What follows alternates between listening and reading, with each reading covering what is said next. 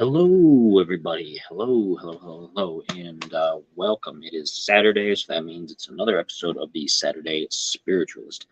And what we do, of course, is we talk about different spiritual topics. We talk about spiritualities in general. We talk about how to do your own sort of spiritual cleansings, or how to boost your own spirit, so to speak, and become a better version of yourself.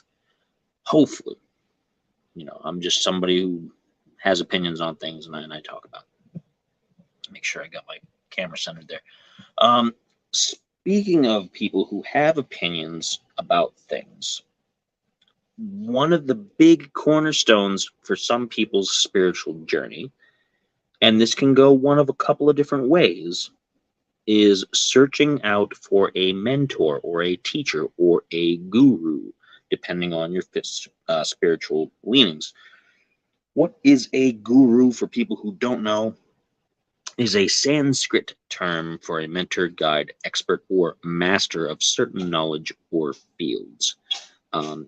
In most pan-Indian traditions, a guru is more than a teacher. Traditionally, the guru is a reverential figure, with the guru serving as a counselor who helps mold values, shares experiential knowledge as much as literal knowledge, is an exemplar in life, an inspirational source, and who helps in the spiritual evolution of a student. And that comes from Wikipedia, of course.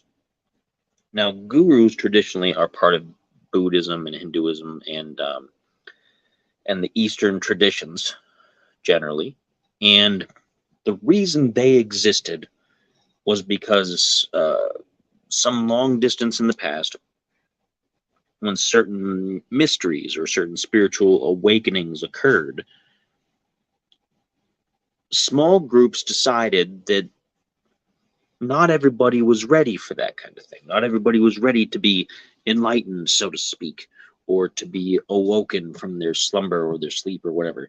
And so they kept the knowledge mostly to themselves. If somebody came looking for it, they would decide whether the person was worthy of knowing the knowledge or not. And so there'd be all kinds of tests and trials and different things that would continue throughout the teaching process. You could basically fail out at any time with some of this stuff.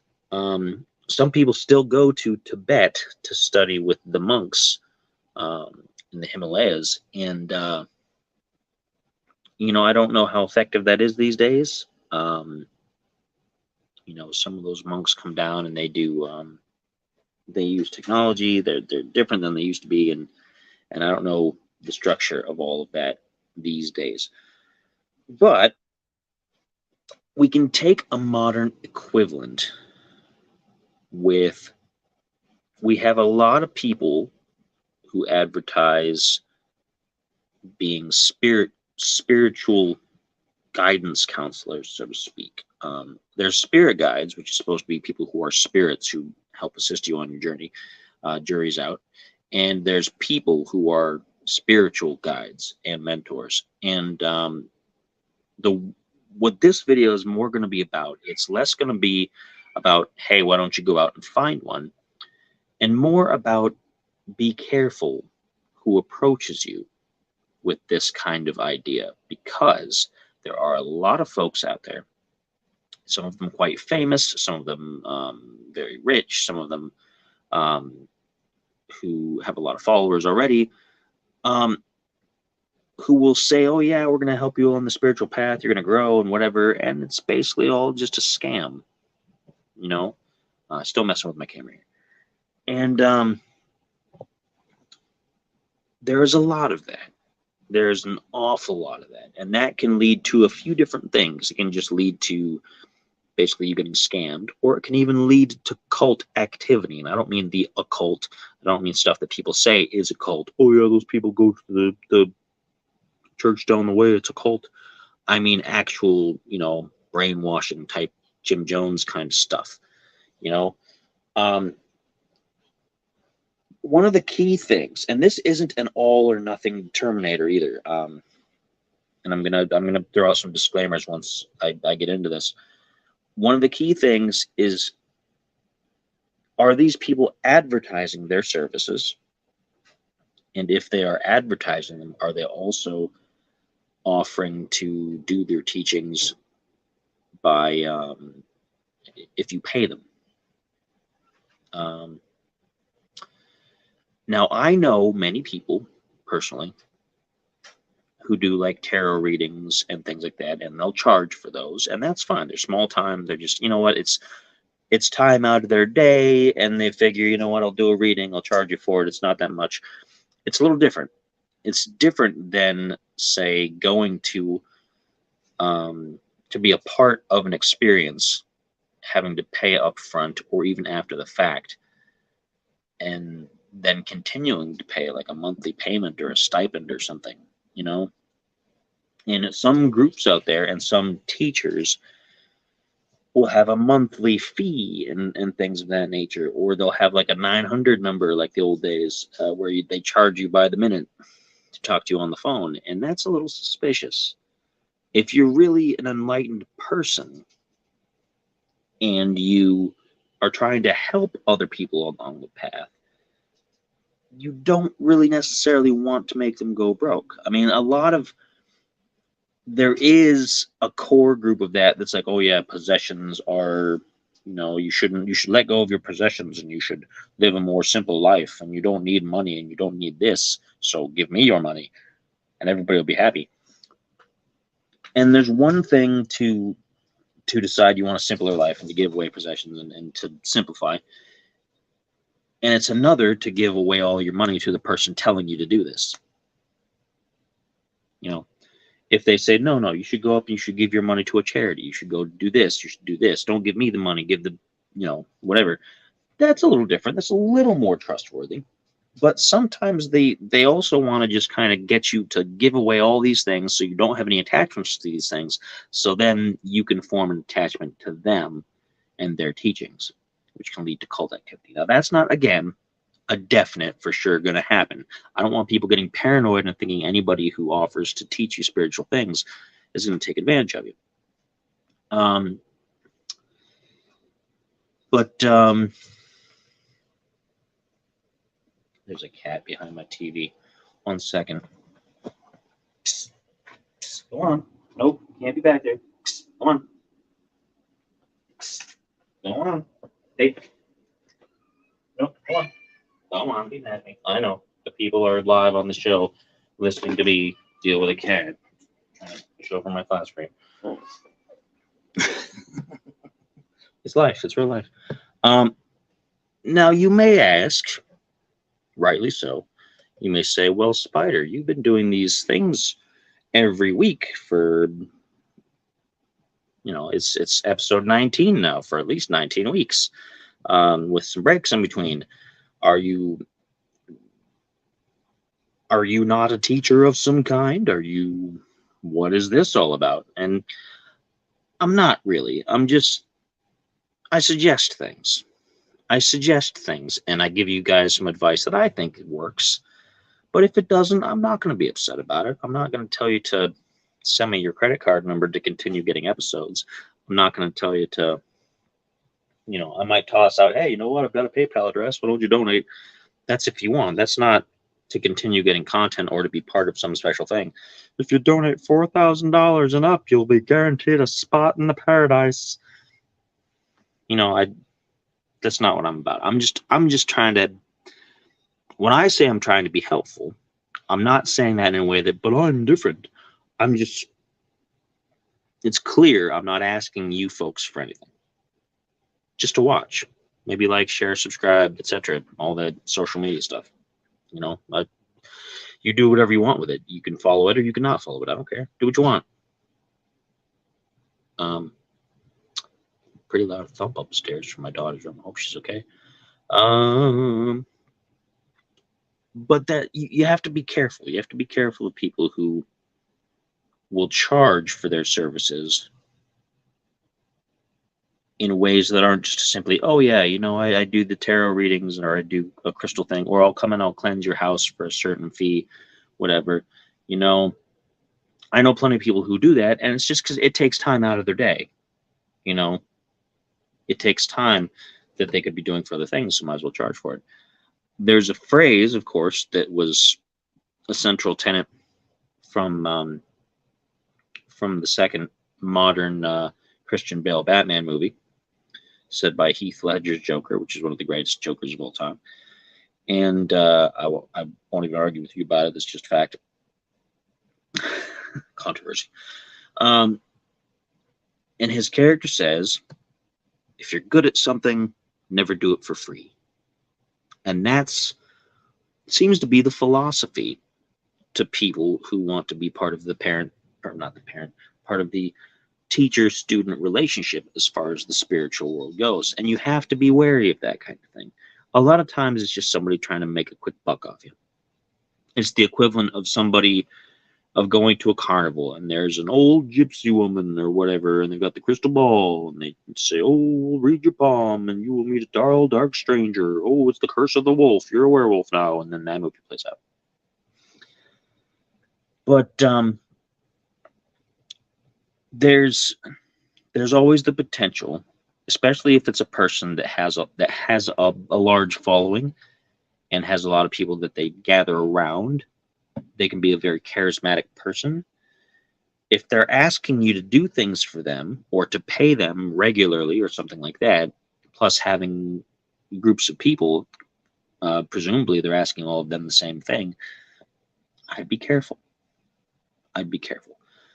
But Spider, you may say, in organized religion, people go to church and they put their tithe in the bowl and whatever, and it goes towards the church and whatnot. And that's how the preacher gets paid because he doesn't have any other form of work. Sure.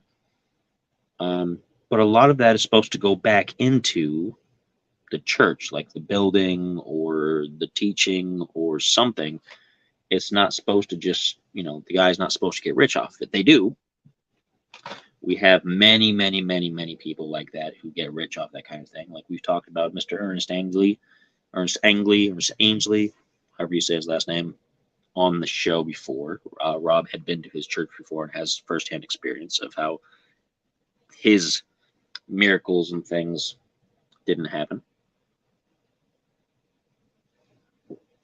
And you've got a lot of that. The Joel Osteen is a big one. He's a big one that is basically he's there for money. He's not there to help you become a more religious person. He's not there to help you closer to Jesus. He's there to make money. That is his job. He doesn't tell you about spiritual stuff because he enjoys it. Maybe he does on some level, but he doesn't do that to make things better for you.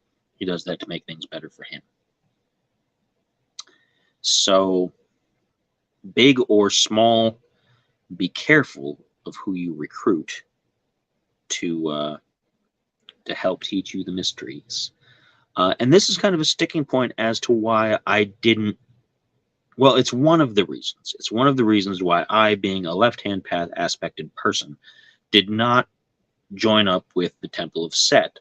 I liked a lot of their philosophy stuff. I liked that they don't actually worship a deity. Like they don't actually Set isn't a real thing. It's a force, like a symbol of the primal forces of the universe, etc. But I didn't like that there's a monthly fee because that felt like a tithe. And I understand that they're running an organization. I understand that they have all these materials that they print out and they have to fund it somewhere. I get it. But my spirituality is not for sale. My spirituality is not a commodity. I don't want to. There's a fly. Man, goodness. I don't want to be gifted spirituality after. I don't want to pay for it. I want to try to figure it out. I want to try to earn it. I want to learn. I don't want to pay for it, not because, people's teaching should always be free, but because it's spiritual growth. It's not a thing. It's not a physical object to play around with, And when it becomes about physical things, it ceases to be about spiritual things for the most part. You can use a lot of physical things to, batting that fly away. Got my nose all itchy. You can use physical things symbolically, like with Wicca, you've got the candle and the knife and all this different things. But it's not about those specifically. They stand for other things. It's about the metaphysical rather than the physical. Oh, man. What you can do about it. But yeah, so there are people out there who are willing to teach and who aren't going to, rip you off, and they're not going to ask you to join some big sprawling group that pays them fealty and things. It's just those people are generally more humble and harder to find, and they don't generally go out and advertise their services as much because they themselves know that there's a lot of tricksters out there. They themselves know that there's a lot of fraudsters, and they don't want to be seen with that. They don't want to draw attention. They don't want to, they're in it for the spiritual growth. They're not in it for the money, for the fame, for whatever. I'm gonna scratch my nose over here. I didn't want to be sticking my finger up there while on the screen here. Yeah, gosh. Oh, there's a hair. I gotta trim my nose hairs. That's pretty gross, isn't it? Too much information. Oh well, it's live. It's in there. Can't take it back. So you can find different people. It's one of those things more where you have to know somebody who knows somebody who knows somebody. And it's difficult. My advice in that case is if you want to network with the right people, is to go to a get together, like a public get together, not something that's like a private, like, hey, we're having a church meeting, or we're having a meeting of our coven and things like that. It's I know there's been like what do you call them? I guess like a convention, like a Comic-Con, but not like a goth con thing sometimes, or like a Crystal Con or something like that. There's different things. Um, a lot of times it's advertised as like witchcraft, like get together with witches from all over and things.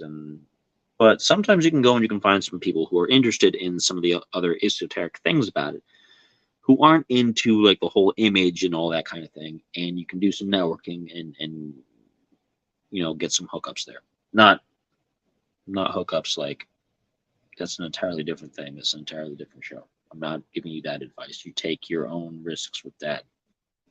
If you want to get into tantric stuff, that's on you.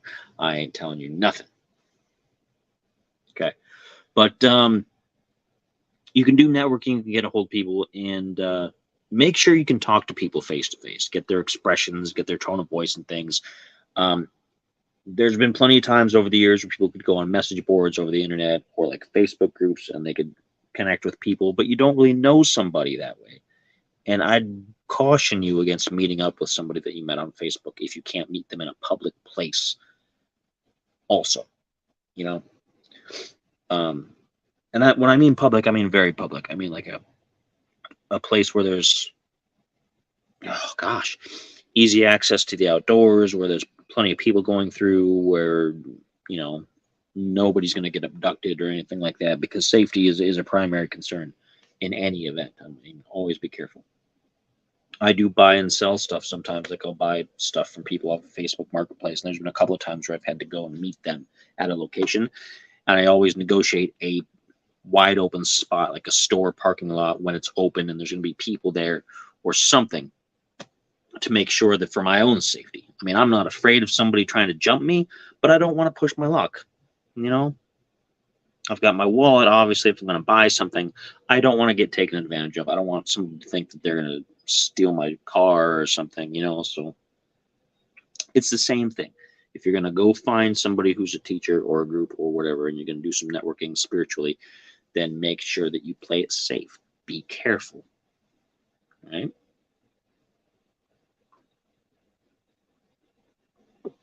And don't be afraid to ask questions. A true teacher, someone who's interested in advancing your spiritual well-being, will be 100% open to questions. Even if you think they're stupid questions, even if you think it's dumb, if you're just like, no, I thought everybody should know this, but I don't know if I want to ask because it seems dumb. Ask it anyway.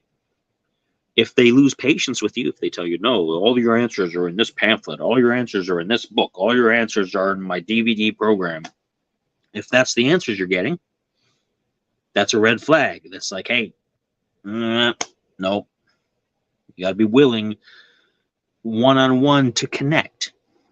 They have to be able to be like, okay, well, even if they don't know the answer, at least have them honestly answer. Hey, you know what? I don't really know the answer to that, but in my program here, this is what we're learning. This is what I'm teaching. Maybe you can try it out. Honesty is important. Honesty is super important. It's just like when you watch old martial arts films and there's like a sensei and the student and things, and they're honest and they're like, no, you have to be honest with both yourself and with me. You can't ever learn the martial art unless you control the mind and things, and you have to be a good student. So yeah, so that's basically it. So in your search for a guru or a spirit guide, beware of false prophets, because there are many of them, and most of the time they are out for profits like this. Okay, so just be careful. And with that, that's all I've got for you. I hear somebody is at the top of the stairs, probably waiting to ask me something. So I am going to let you folks go, and I will see you next week. And that's it. So until then, be well.